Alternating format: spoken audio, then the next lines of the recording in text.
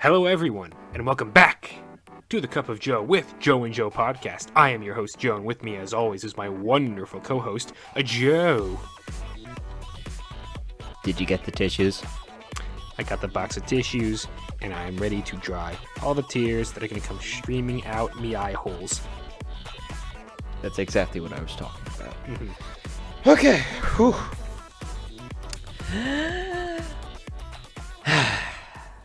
Well, we both, Joe, you know what, I've seen this a couple of times now. Mm-hmm. But for you, this is your first time through. Yes. And this is it. We talked about the first 6, but I feel like a lot more happens in the last couple episodes. In the last 5. Yeah, I'd say quite a bit happens in the last 5 episodes. So again, hello everyone. Welcome back, Cup of Joe, episode 25.3. This is the back half of Anohana. So we did part 1 last week, so go check that out if you have not. I would highly recommend, because now we're going to talk about the last 5, and it's going to be a lot of spoilers. And if you don't know what we're talking about, I mean, you're just losing out on some wonderfully juicy, emotional storytelling. So, kicking it right off from where we left off at the end of episode 6, where Jinta runs in to HQ, and he finds my wife, Anaru, just sitting in there, and he's like, what are you doing in here? And then his nose bleeds, and she's like, oh no, you're a pervert. And he's like, no, please, it was bleeding before. Stop throwing tires at me. We pick up here, and Joe, I just gotta mention it right off the bat. This isn't what immediately happens, because it's a conversation beforehand, but Is it a Popo quote? It is the thing that dictates the Popo quote. Such a great Popo quote. It is such a great Popo quote.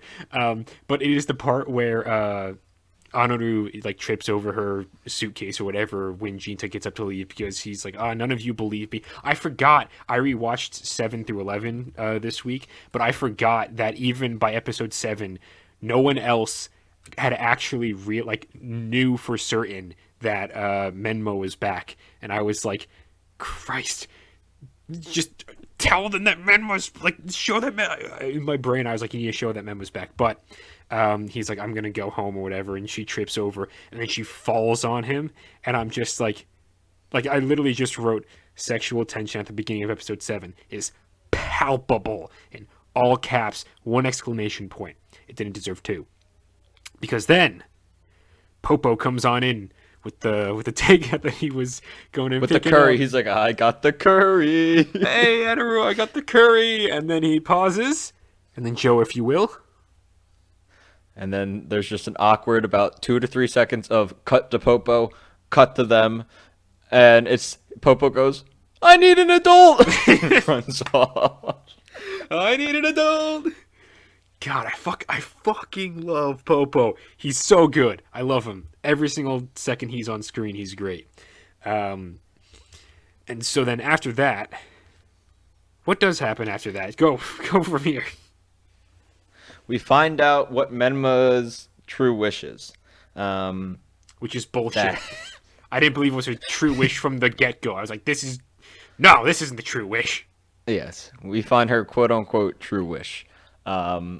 And that is, they had this plan where they wanted to set off a rocket, like a fireworks and a rocket, and they wanted to fly a letter on a rocket to heaven. And they had all the schematics, and they're like, don't use a toilet paper roll, it will catch on fire. And Popo was like, holy shit, we were scary when we were kids. Yep. Their plan was to get a bunch of small fireworks and just take out all the gunpowder and put it into one big one. Hell yeah. I mean, if I'm being honest, that's probably exactly what any of us would have done at their age. Would have been like, yeah, this is how you make fireworks, right? Yes. And so that's the plan. And Yukiatsu also is with Tsuruko, and they're talking about it flashes to them if only that Menma wouldn't have died if Chintan never wanted us all to get together at the secret base. And Tsuruko's like, actually, it was Menma who called us all. And they both kind of have this oh shit moment, oh shit, why did she want to call us? That's something important probably, because that happened right before she died. And it just kind of adds to. It's just one of those things where it doesn't get explained till later on what she actually called them all for, but it's a reoccurring moment that gets brought up through the rest of the episodes. And so Jinta, he needs to start working. They wanted to, like, okay, like this firework thing seems legit. Let's start working, make some money. He works at the video game store with Anaru. He's doing some Yeah, it has the which video game section has something that I just really love because it has Honoru teaching him how to use a cash register, and she's like trying to explain it to him, and he's just like, oh, and then you do this, and he presses the button and the cash register opens, and then Honoru just goes, it took me 1 month to figure out how to do that, and I'm like, it took you 1 month to figure out how to operate a cash register?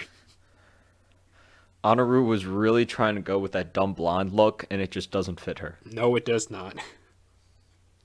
And so while they're working there, people come in. They're like, "Oh, there's that love hotel girl," and Jintan is the awkward king of the world, and he's like, "Welcome to the store." Thank you for entering. Please come again. It's ridiculous. It's actually hilarious, and it's so hard to watch. Like, it shouldn't be hard to watch, but it really is. It's so hard. I don't like watching anything like that. Yeah, it's really bad.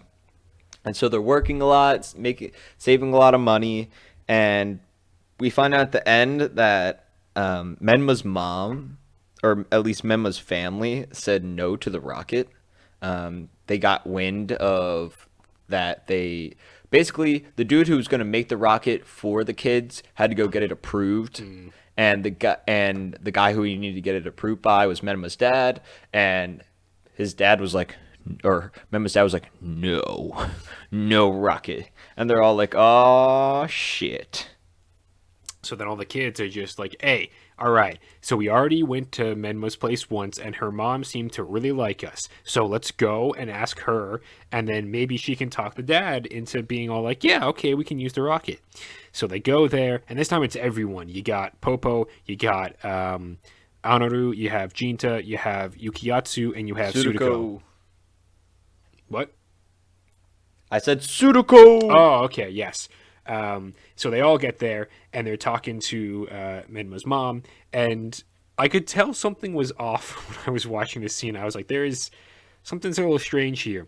And as you find out, it was actually Menma's mom that is very much against the rocket idea, and the father is sort of just like, it just made my wife upset because you guys keep bringing up our dead daughter, and she's like, why did all of you get to live? And so that at that point I was just sort of like, oh, Menma's mom kind of scares me, because she also, like, as she's confessing all of this stuff to the kids, she grabs Sudoko's wrist and is just like, I don't know if shaking her, but she's like almost yelling at them like, why did my daughter die and all of you lived? Which, fair for any parent to question that, but also don't blame them. They're already tearing themselves up in all their own ways. Yeah, it's like a weird version of Survivor's Guilt. Yeah. And in this episode, Yukiyatsu continues to be an asshole. Basically saying like, hey, we need to stop this charade, stop with the dumb rocket, we're causing harm. And he's just, God, he's such an ass. But also, he's not the only one who's an ass in this. Jinta is a fucking ass as well to our girl Anaru. Is this this is the part, Joe, where I would think we were talking about, I think you said something along the lines of they have each other's backs, and then I was like, but one of them has the other one's back, and the other one just walks away. And this part made me very angry. Nobody hurts Joe's girl. Nobody. That was too close to the mic. No, it was pretty good. It was good? Okay. You sounded a little like Christian Bale Batman. Oh, perfect. My favorite Batman voice. But yeah, so Jinta is taking up more shifts in construction because it pays better, but he's also still working his job at the game store because it's like he needs all the money he can get in order to make this rocket. So he comes into the game store shop and he's like really tired because he hasn't really slept. He's just been working all night. And he's on top of a ladder. He's just kind of sitting there and he's trying to put up a poster. He falls over, kind of knocks himself out. Comes to, and he's got this little like cold cloth on his forehead. It's Honoru's, of course. My wife. My wife. Every time I say that, I'm going to do two. I'm going to say it normally, and then I'm going to go Borat on it. No one else needed to know my inner thought process there. I just felt like explaining it. Anyway, he wakes up, and Honoru is there with a bottle of water and some, I'm assuming like aspirin or Tylenol or whatever. Or no, vitamins. That's what she says they are. They're vitamins. And so he takes me. He's like, well, thanks. I feel a lot better. And he gets up, and he's about to go out to go do his own thing. And Honoru is like, hey, maybe you should drop it now. You're working these jobs is like killing you. You're tired. You just fell off of a ladder. So, maybe you should at least take it easy. And he's like, I ain't got time for that. And she's just like, okay, no way. And so as he's walking out, she kind of grabs him by the back of the shirt. This is the part where she's got his back, Joe. This is what I was talking about. And she kind of confesses that, well, first she tells him, even if you do grant Menma's wish, she's going to go away. And so the girl that you love will be gone.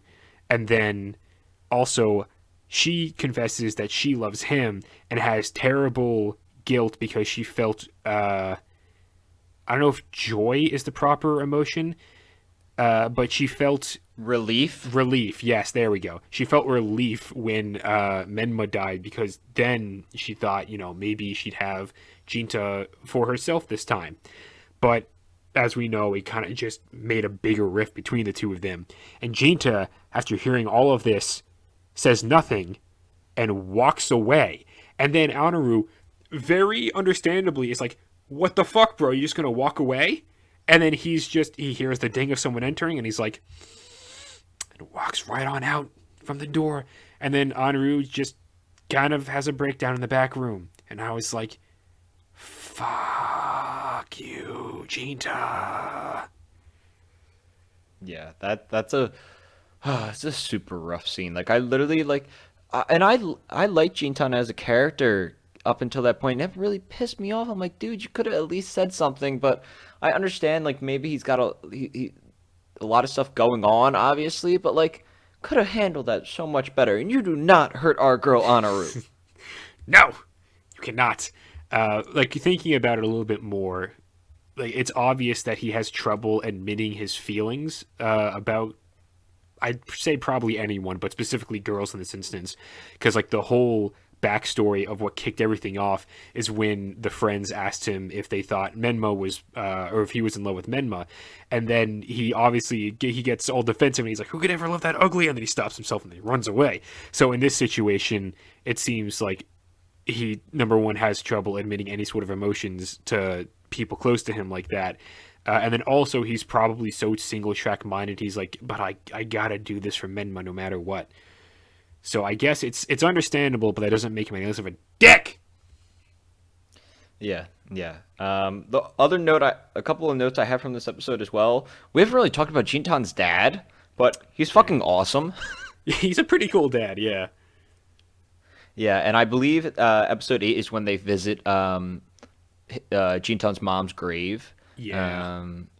Yeah, and so, Jinta's dad is he's a really supportive dude, really chill. He's like, yeah, I kind of just let Jinta do what he wants. I try and make sure he's okay, support him. But besides that, I'm not going to force him to do anything. He's been through a lot. Yeah, honestly, like, when you think about it, and then you realize, like, he lost his mother and the girl that he loved and his best friend in this, what was this time span between them? Like, weeks, months? I think that it all I know is it happened in the same year. Yeah, so within a year, he lost probably two of the closest people in his life. It's kind of understandable now why he's a fucking hermit. Yeah. So, and that's the thing. In a freaking 11 episodes, these characters get a lot of background. Mm-hmm. Like, and when I say, like, and maybe not a lot, like someone with, like, Popo doesn't get a lot of background, but he gets enough. He gets the important stuff. Yes. And everything you need is done within these 11 episodes. Especially in episode 11, which when we get to that, I'll have things to say. Yeah. But yeah. Mm-hmm. Yeah, I'm jumping ahead, but like just overall as a show, like 11 episodes, I found this to be perfect. Would you agree 11 episodes was good? Like, did you want more, less? Did you feel it was rushed or anything like that? Um, I didn't feel it was rushed. I felt like all the stories had enough time. I felt like you might have been able to spend some more time on other characters, like maybe a little more time on Ukiatsu, probably more time for Sudako because she by far gets the least stuff to do. I'd say as far as like character stuff goes, like she's around probably more than Popo even, but she doesn't really have a lot to do other than just kind of like standing there and maybe being like, I don't know, analytical. So I'd like to see a little bit more of Sudako, but then again, like it worked fine. So I'm like, yeah, I think 11 episodes is good. Yeah, and well, maybe we'll be getting more, but we'll talk about that at the end. Oh, okay.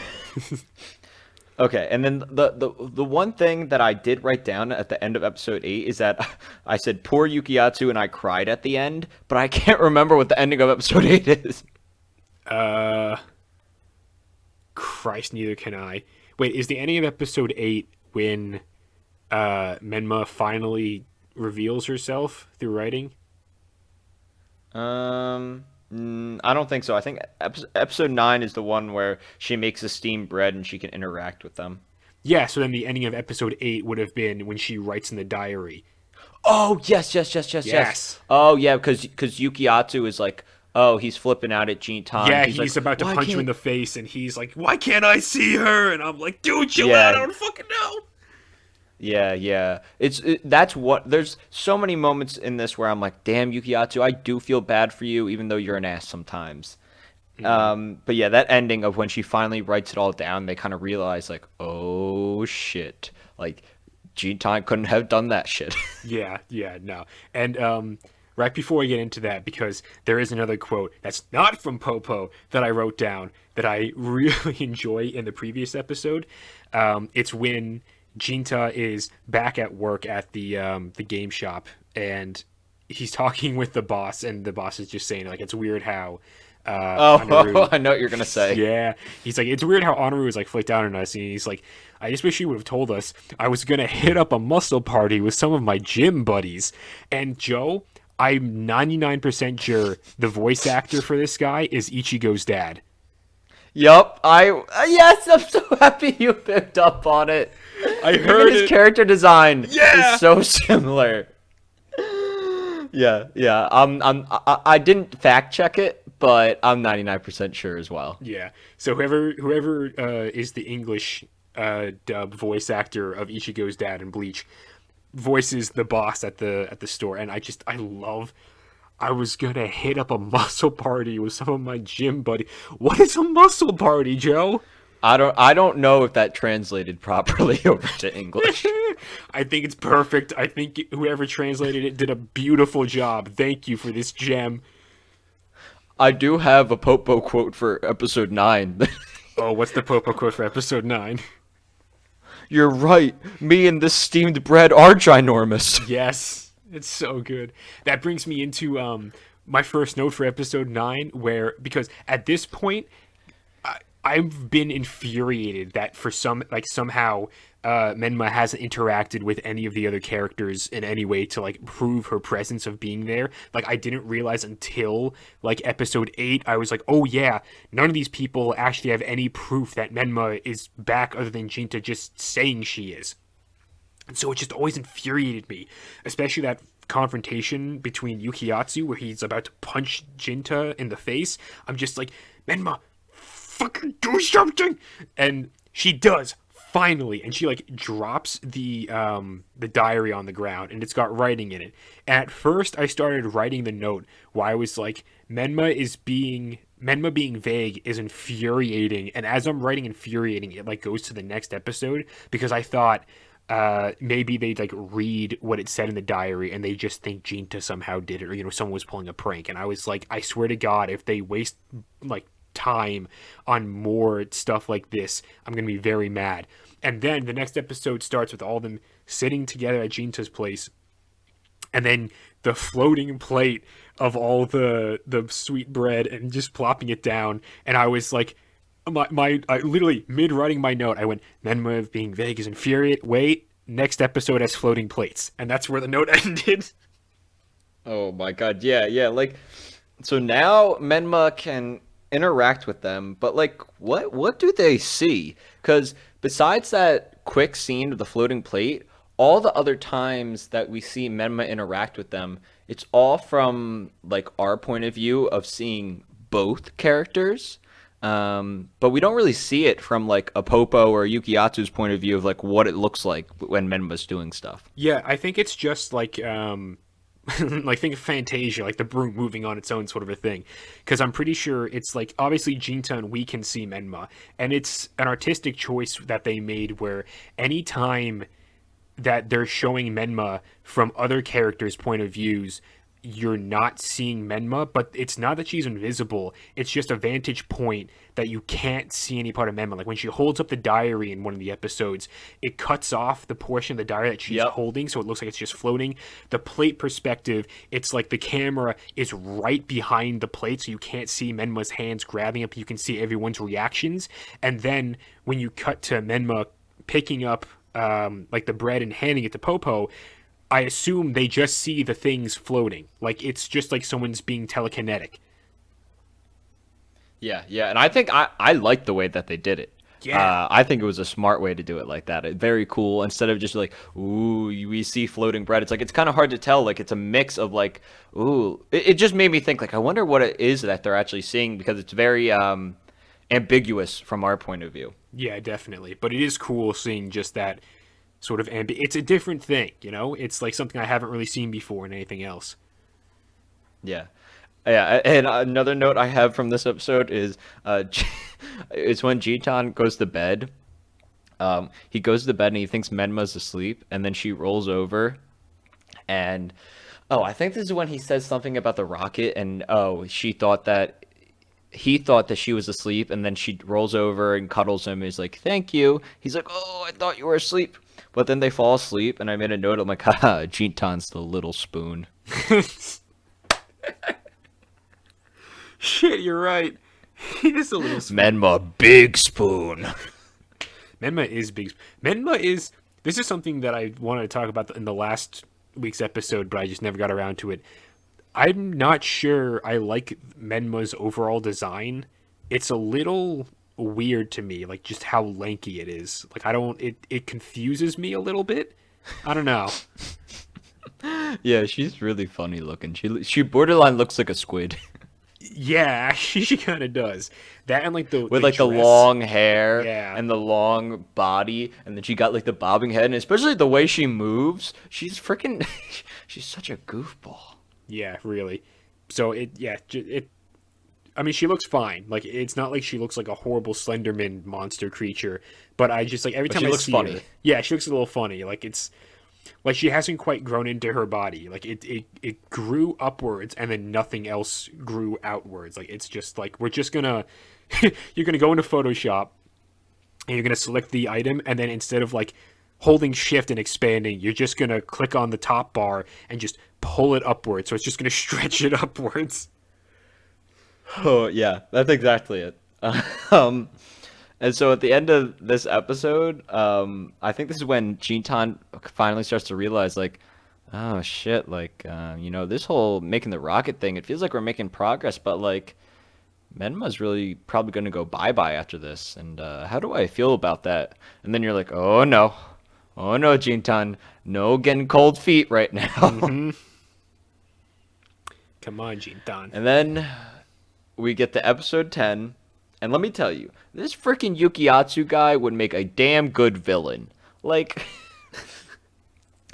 the fact that he fucking makes them reenact the day. Hey, oh, what could we do? Why don't we reenact that day? Who the fuck thinks of that shit? Yeah, that when he said that, I was like, this guy is a monster and I hate him. And I hated for a split second, I was like, Honoru, what are you doing? Why are you doing this? Yeah, Honoru goes along with it. Not one of my favorite moments in the show. It very even Sudoku like, okay, we need this shit to end. This is fucking like I disagree with this. Yeah, totally. Popo, however, surprisingly was on board, which you get a bit of an explanation later as to why. He was just like, I thought if we could do it again, and then it would be different. Things might be better, more closure, or something like that. But also, side note, they smack down that poor HQ door like so many times. Who puts that up every single? Does Popo put that back up? Because I'm sure he must get It's so definitely sick. Popo because it's not even a door. It's not. It's like a goddamn. It's a shower bar with a curtain on it. Yeah, but just the amount of times that people just smack it and it goes flying into the dirt. I'm like, this is HQ, man. You got to be a bit more respectful. Stop hitting the door off its hinges. Oh yeah. Oh yeah. And so after Yukiatsu is just a evil motherfucker, it's rocket time. Rocket time, rocket time, rocket time, rocket time, rocket time, rocket And rocket time. you get this big dramatic setup of the rocket. Everybody's showing up. Even Menma's little brother shows up. And you find out that Menma's parents show up as well, but they kind of like wait in their car and watch it all. Yeah, well, they don't want to. They don't want to damper the kids' moods. They're like, yeah, we'll be the adults in the car. All the kids will be together. And during the whole time, you get some inner monologue of some of the characters, like, oh man, like, is it really gonna work? Like I hope it does. Like, what if it doesn't? And then you get the Jintan, and Jintan's like, I could still stop it. I could end it now. Like, all I gotta say is stop. And in such a dramatic ending. Episode 10, the ending gives me chills every fucking time. Jintan, it's a flash to Jintan's face and the guy ready about to light the firework. And he's like, I could say stop. And then he lights the firework and Jintan just yells, wait! And the flame goes on the little tail, and the firework goes shooting up in the air. The end credit music starts playing, and the explosions happen. It's dramatic. It's so intense. And then you turn around. Jintan turns around, and Menma's still there. And she's just clapping. She's like, "Oh man, that was awesome!" And Jintan's face is like a sigh. It's like a face of relief, but also like, oh shit, did it work? And she's still there, and he's like, Menma? And then Yukiatsu, oh my god, his face in that moment, he's like, wait, she's still here? Like, at that point, I was sort of just like, okay, I'm a little sympathetic to you, Yukiatsu, right now, because you're like, oh, yay, closure, and then it's like, oh, no closure. But then, this, of course, being the end of episode 10, we then go into episode 11, and we find out, after, Jinta brings Menma back to his place, and she's falling asleep, and he picks up the phone, and it's Yukiatsu, and he's just like, hey, meet us at the wherever place. He's like, all right. And he gets up there, and it's like, yeah, there was no closure because everyone was doing it for their own selfish reasons. Yeah, that I haven't I call it a fight scene, even though it's not like a Goku Vegeta fight scene. It's more like they're all kind of like arguing with each other and getting mad at themselves for all the selfish reasons of why they wanted to get Menma into heaven. Not that so she could rest in peace. It's more like, oh, we can get Menma so we can almost like finally not metaphorically and literally not be haunted by her ghost. Yeah, because everyone has their own stuff where it's like Yukiatsu wanted to send her to heaven for spiteful reasons. That way, he's like, if he can't have her, then he doesn't want Jinta to have her. Anoru wanted to send Menma to heaven because then she thought Jinta would go for her. And then, whatchamacallit, Sudoku was like, if I send her to heaven, then... Well, hers is a little more complicated because even if, like Anoru gets together with Jinta, she was like, yeah, but Yukiatsu still would go to you before he'd go to me. So it's like, I don't really know. I mean, I guess she was hopeful that it would work out in the pairings. Popo just wanted to do something right by Menma because his baggage, oh my god, his baggage is the fact that, he saw Menma alive and floating down the river and couldn't run away to find help because he was too scared, or he saw her already dead body floating down the river and ran away because he was scared. either way, though, he was a kid and he saw one of his friends dead or dying, and he's been carrying that weight with him all these years, and none of them knew. Yeah, that one, every time I see it, it gets me because I mean, you gotta love Popo. How can you not? And when you find out he's been dealing with that, it is rough. And the way I interpret it is that he saw her dead. At least that's the way I interpret it. It can go either way. Oh yeah, poor Popo. And you don't find that out till literally the last episode. Yeah, it's like everyone has their own emotional baggage going on, and it's really everyone is just sort of like, oh, I'm horny for this person, but they're not horny for me back. And it's like, you know, you can get behind that as much as you can, anything when you're a high schooler, and you got all those rage and hormones. But then you hear Popo's, and you're like, oh, yours is just actually horribly. I mean, all of them are actually horribly traumatizing, but like Popo's is just like, fuck, man. Yeah. But at the end of all this kind of grief, there is a beauty at the end where they all, for the first time, I feel like, actually come together. And Yes. they kind of seem like friends. Like, they're like, okay, like, wow, we're all pretty fucked up. Like, you know what? Let's try this again. Let's get Menma and we all got this out in the air. And I feel like now that we have reached our own closure, maybe we can do this right. Yes, and And this is the stuff that I was like, yes, this is the sort of stuff that would then lead to the granting of Menma's wish. Because like when they did the rocket thing, I was like, there's no fucking way this rocket is the goddamn wish. That has nothing to do with like emotional closure or anything. So like when this stuff happened, then I was like, yes, yes, yes. We've done it. You've aired your laundry. You made fun of Anu's glued on eyelashes, and that brought everyone together. My girl doing her best. Thank God. And I will say there's like maybe like 10, 15 seconds of where Yukiatsu throws his arm around Jintan and he's like, "Hey man, like we got your back now. Like let's do this. Let's do this right." And I don't know, that part like at first I'm like, this seems a little weird," but rewatching it I'm like, "No, that was actually really sweet. I enjoyed that." Yeah, I think it's sweet. I think it's pretty cool. I don't really. The problem is, because like we've only known Jintan in like the present, and I'm like, he's not really a leader figure at all. Like the only reason he is the No. leader figure is because he's the only one that has direct contact with Menma, and so he's more so their ambassador, like between Menma and them is really what it's been all this time. Um, but even still, I was like, yeah, it's cool that Yukiatsu is finally just like, all right, I am going to put aside my ego and my pettiness, and I'm just going to be like, all right, leader, let's just finish this up the right way. Yeah. And so Jintan runs back home. He's like, "All right, I'm gonna get Memma. I'm gonna bring her. We're gonna meet at the secret base, and we're gonna sort this all out."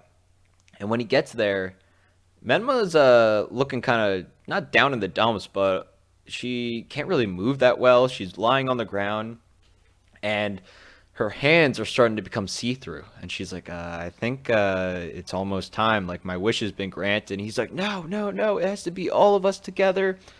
And you finally find out what the true wish was. Mm.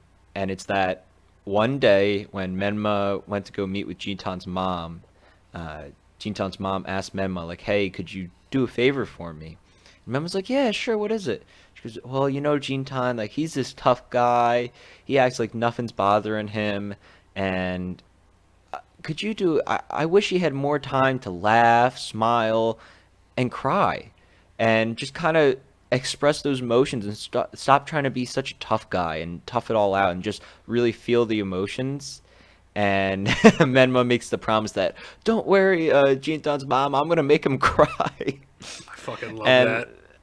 that was the plan to get them all together at the secret base, was to get them all together and like, okay, we gotta find a way to make Jitan cry.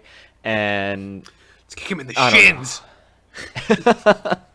I don't know. I found it really emotional. I'm like, oh man, like that's so. It's like one of those things where it wasn't like make him sad and cry, but make him emotional. Hmm. And when Jintan hears that, the look on his face is so emotional. it just makes my heart clench. Like, oh, And then the animators were like, all right, I know it's just a simple act of raising a hand and touching a face, but by golly, we're going to put 10,000 frames of animation in between these 3 seconds of movement. And I'm like, holy Christ, you animated the hell out of that hand touching that face. oh yeah, oh yeah. It. That was like one of the most dramatic build-ups, and so Jintan throws Mema on his back and just starts full on freaking sprinting up to the secret base. And He's got a mission. as soon as he gets there, Menma hops off his back and he turns around and he's like, Menma, where'd you go? Where are you? This made me angry. Yeah. And out of nowhere, Jintan can't see her anymore. But she's still there. We can see her. Yeah. And everybody's freaking out. They're like, what do you mean she's gone? Did she leave? Did she leave? And they're all like freaking out, like, holy shit. And he's like having a breakdown. And eventually, Menma, I forget what she says. But she says something. We're playing hide and seek. Like, that's what she says. Yes. Yeah. Yeah. And all of them can hear it. Mm-hmm. And well, no, just Jinta like, can hear it at first. And so he bolts out, knocking over the fucking door. Like, come on, Jinta, I swear to fucking God. He hits that goddamn curtain rack out of there every single time. But yeah, that he's like, all right, she's playing hide and seek. We gotta go find her. So they all bolt. And I'm trying. When is it when they can actually all hear her? And they're like, oh wait, that's Menma's voice. It's after they receive the notes from her, because she's sitting on that tree where she put all of the note cards down. Because like while they're running around, she's like busy at work. She's like, all right, these are my final few minutes. Shit, paper, pen. And she's like holding her writing hand as she's trying to squeak out the characters, because it's clear that she's like, it's taking everything in her to hold herself here right now. Yeah, and so she basically sends them on like a wild goose chase so that she can kind of like write her last final words. Mm-hmm. And they eventually find, or Jintan finds her. They find letters underneath this tree in this clearing, and the letters are addressed to all of them. And oh my goodness, Joe, it makes me cry. Oh, and she wrote all these like sweet like 1 or 2 line sentences to them, and it's absolutely oh god, it's adorable. It is I at the end of this 11 episode series, you're like, oh my god, you're like, that's all I need. My heart is full. And I think she says like, oh, you found me or something like that, or oh, I'm not very good at hiding. Yeah, something like that. And at this point, I think Anru is the first one to go, like, I see her, because she points, and then everyone's like, yeah, I see her too. And so at this, like, the final moments, everyone can see and hear her. And they can see and hear, and they're like, wow, like, this is it. This is the end. And they're all telling her how they love her. And she's like, well, like, you found me. Like, what do you have to say? Oh, God. Joe, you say. So they all, I'm trying to remember everything in the proper order here. So everyone else in the group, other than Jinta, say that they love her. Their own variation on it, you know. Of course, yeah. Yeah, hang on. Yukiatsu. Yukiatsu just goes, I love you more than I can express with words. And I'm just like, all right, calm the fuck down, Yukiatsu. But, you know, everyone does that. And then it's just left to Jinta. And then Popo's just like, come on, man. And you can't leave it unsaid now. And so Jinta says his final words. And then Menma is just like, you know, you gotta say that you found me now. And so, you know, they all go, we found you. And then she says back to them, you found me. And then she's gone. And then we have the ending music.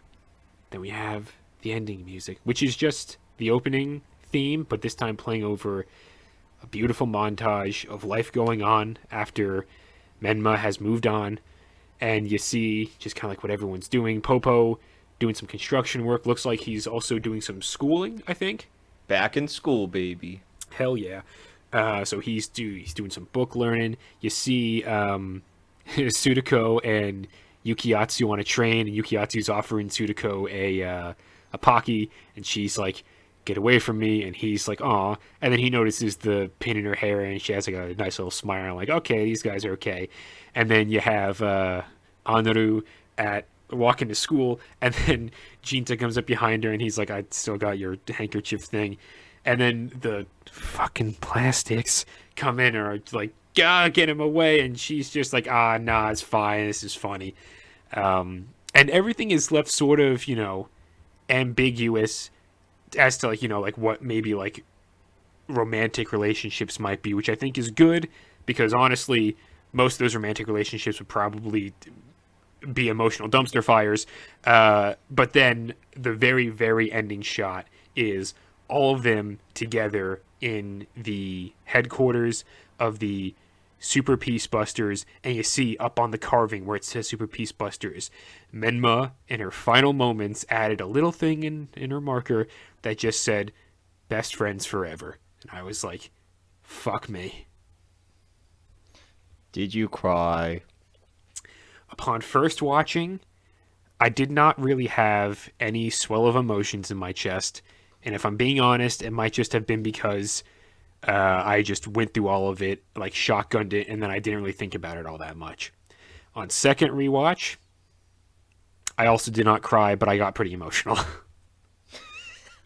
Yeah, I definitely cried at the ending. Like, the letters are what got me, man. The letters. Like, I don't know what it is. Even, like, it's almost like a stereo. Like, it's a thematic thing to have, like finding a letter and having, like, it be, like, the last message to somebody. Like, whenever that happens at the end of the movie, literally, I just bawl my eyes out. If it is written well, it will make me so sad. I am so sappy for this shit. Like, the end of With Honors, when they're reading the obituary, that scene, I bawl. I just cry. I cry the whole time.